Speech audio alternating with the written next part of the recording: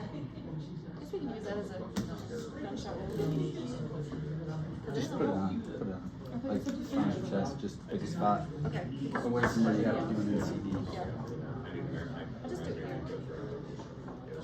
Okay, so while you're examining a person, once you come across, you're checking them for injuries and you find a bullet hole, first thing you do is place the back of your hand against that wound. Why the back of your hand?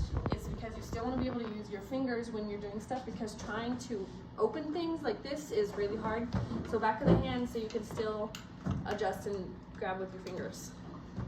When you get ready to place the chest seal, remove the sticky backing of it. You're going to line it up to where you would have it placed, and once you lift your hand, you're going to lay down, and you want a good seal completely around where the injury is. Typically, I think it's 2 inches or from the edge of the wound is where they want the edges of the actual seal to be.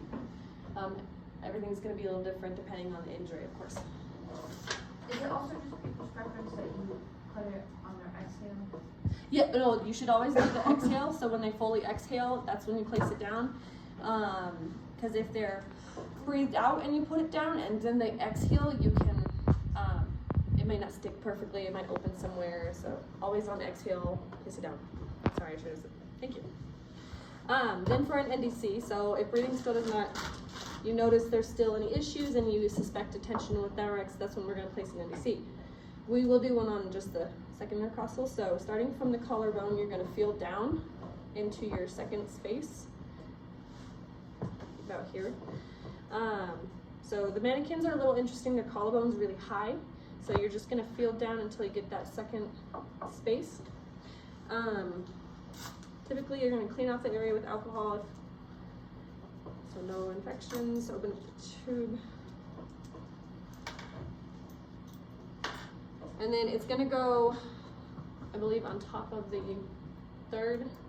On top of the next one. On top of the next one. So on the second one. Why do you want to go over the top of the rib and not below? You don't want to puncture the heart. No. Who said? I heard it. Nerves. Nerves.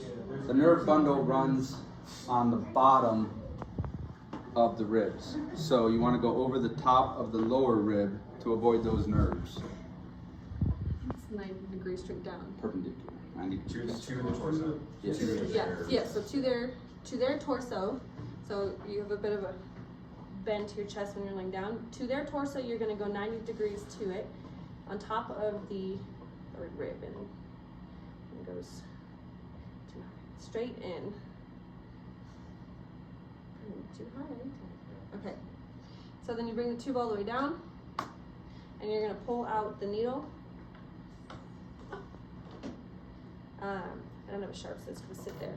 And then typically you want to seal it down, or at least hold it down in place. I use tape. You can use, I don't know, whatever feels best, but tape is pretty good. I'll just take a piece, rip it partially down, and I like to kind of wrap it around the seal to seal it down, keeping the opening open. Obviously you don't want to clog it. Okay, then you're going to monitor your patient and examining their respirations and breaths. Do you guys have any questions? If they are not improving, you can always burp the chest seal. It's as simple as sitting them up, just so the camera can see, and you're going to open, kind of clean the area or wipe it down really fast, and close back down. Is it true you'll hear a whistle? Or like hear air come out? Could. I'm gonna hear a fart. Yeah. Might sound like a fart. Might sound like a whistle. It really just